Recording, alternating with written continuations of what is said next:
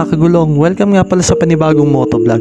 Kami nga pala ay maglilibot sa bayan ng Bungabon upang alamin kung ano ba ang meron mga tourist spot doon at kung ano ba yung mga magandang libutin doon. Kaya halika, samahan nyo kami sa aming paglalakbay at sa aming paglilibot papunta sa bayan ng Bungabon.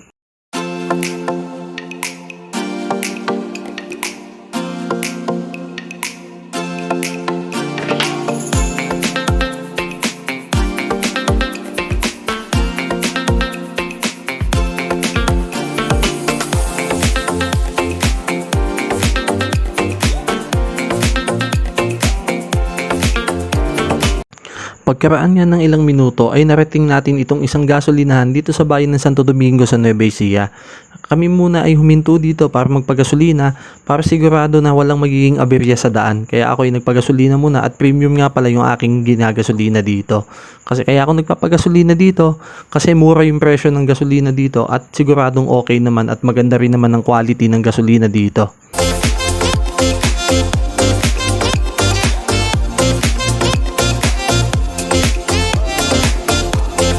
At pagkatapos ng i-full tank ang aking motor ay agad na rin ako nagbayad para makapagpatuloy na rin sa aming biyahe kasi malayo rin ang aming pupuntahan pa.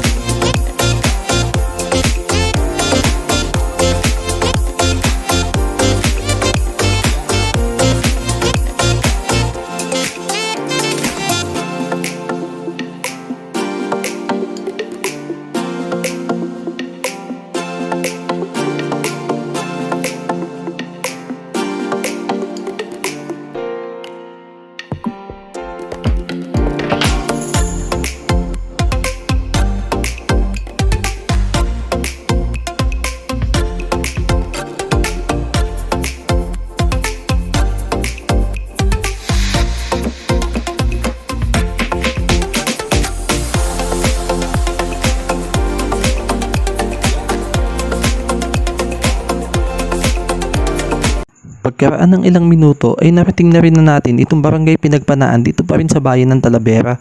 Ang Pinagpanaan ay isa sa mga key point na daanan papunta sa bayan ng Baler, papunta sa bayan ng Pantabangan at papunta rin sa bayan ng Bungabon na kung saan ay dadaan tayo sa may papuntang Rizal.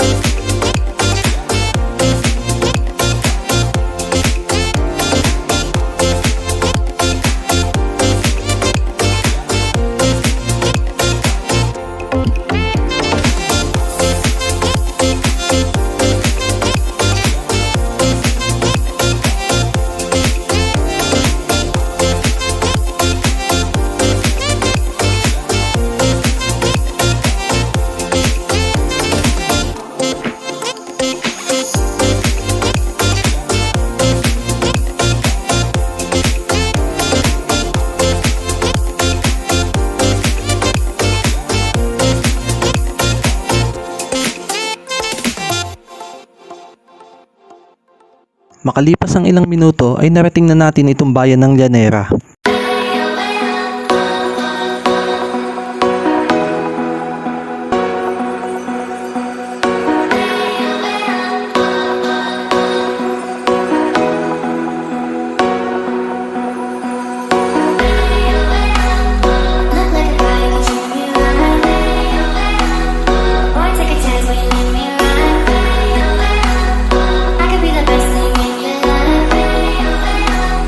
Baby, let's take a drive.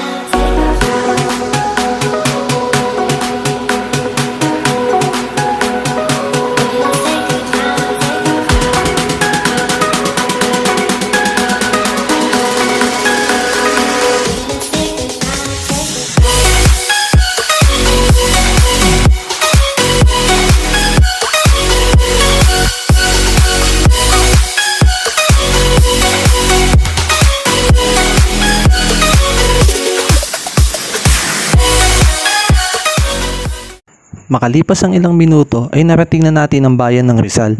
Ang Rizal nga pala ay isa sa mga gateway dito sa Nueva Ecija dahil ang bayan ng Rizal ay nagkokonekta ito sa mga daanan papunta ng San Jose City, papunta ng Pantabangan, Castañeda sa Nueva Vizcaya, sa Baler at papunta rin ito ng Bungabon, ng Laur, ng Dingalan sa Aurora. Look like a guy who treat me right. Won't take a chance when you let me ride.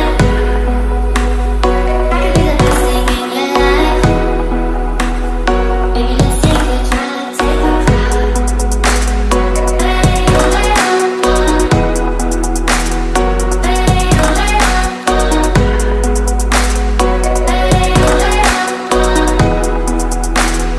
Baby, let's take a drive, take a ride.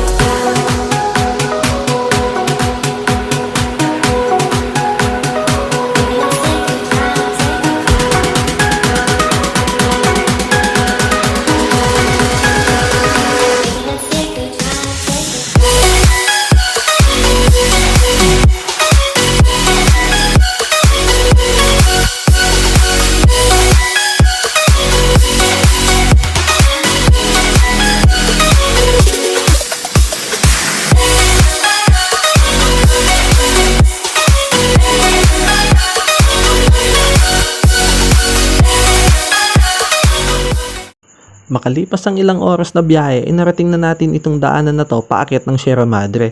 Dito din natin makikita ang sikat na tourist spot na tinatawag na Labi Bridge at dito rin natin makikita ang isang view deck na kung saan ay may overlooking view ng Nueva Ecija at nakapaligid sa may mga bundok ng Sierra Madre. Itong daan nga pala na to, ito yung tinatawag na Old Bungabon Baler Road dahil ito ang isa sa mga pinakaunang daan na naitayo sa pagitan ng Nueva Ecija at sa probinsya ng Aurora. Hanggang ngayon ay dinadaanan pa rin ito ng mga malalaking truck na nanggagaling ng San Luis at ng bayan ng Baler. Dahil dito, mas mababa ang daanan dito, mas mabilis ang biyahe dito, at hindi gaanong matarik kung ikukumpara sa bayan ng Pantabangan at sa bayan ng Castañeda sa Nueva Vizcaya. At dito na rin magsisimula ang mga zigzag road papunta sa Labi Bridge at papunta rin sa may isang view deck na sinasabi ko na makikita natin yun mamaya. At pupuntaan rin natin dito ang tinatawag na regional boundary ng Nueva Ecija at ng Aurora. At makikita nyo rin dito ang napakaganda at berding-berding bundok ng Sierra Madre.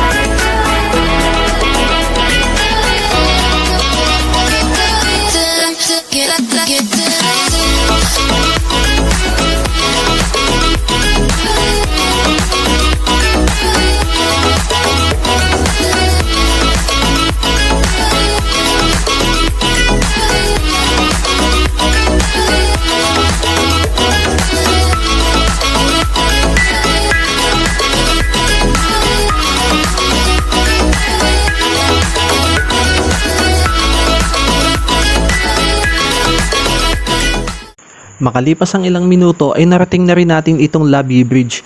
Napakaganda pala talaga dito kasi makikita mo yung overlooking view ng Sierra Madre na akala mo'y napakalapit na sa'yo. At makikita mo din dito may mga cottages dito sa baba na kung saan ay pwede kayong maligo dito dahil sa napakaganda at napakalinis na tubig ng ilog dito na nanggaling sa bundok ng Sierra Madre.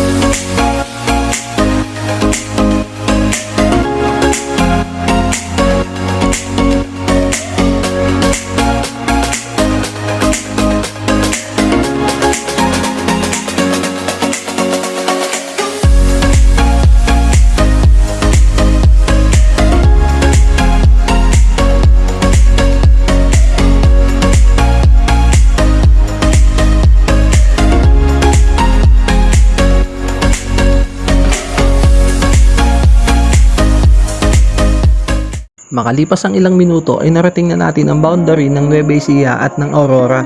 Sa kabila ng arko na yan ay sakop na ng ito ng bayan ng San Luis sa probinsya ng Aurora.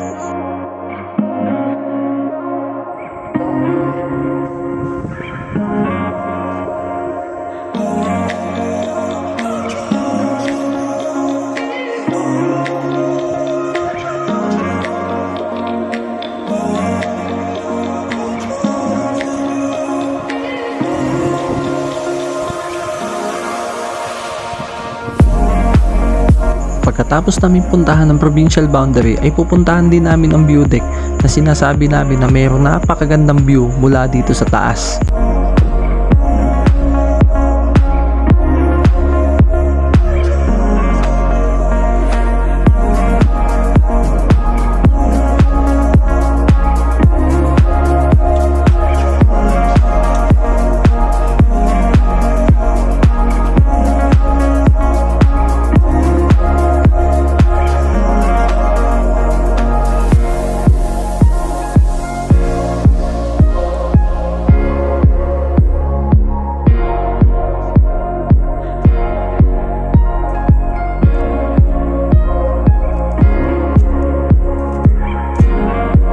Pagkatapos naming makita itong napakagandang view dito mula dito sa may view deck, ay pupuntahan din namin ang aming nakitang mini waterfalls na aming nadaanan kanina. Paakyat pa lamang tayo bago pupunta sa Barangay Labi.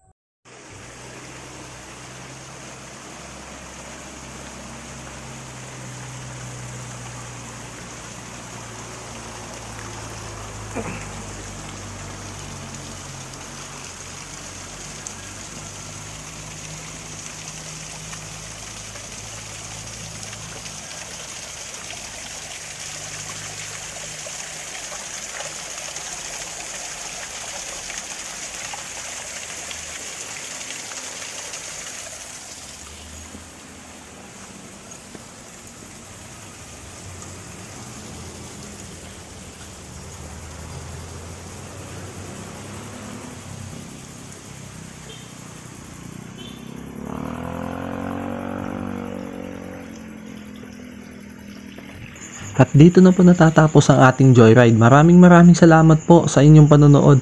Sana po nagustuhan po ninyo ang aming mga pinuntahan po dito po sa bayan ng Bungabon at magkita-kita po ulit tayo sa susunod na motovlog. Maraming salamat po at mag-iingat po kayong lahat.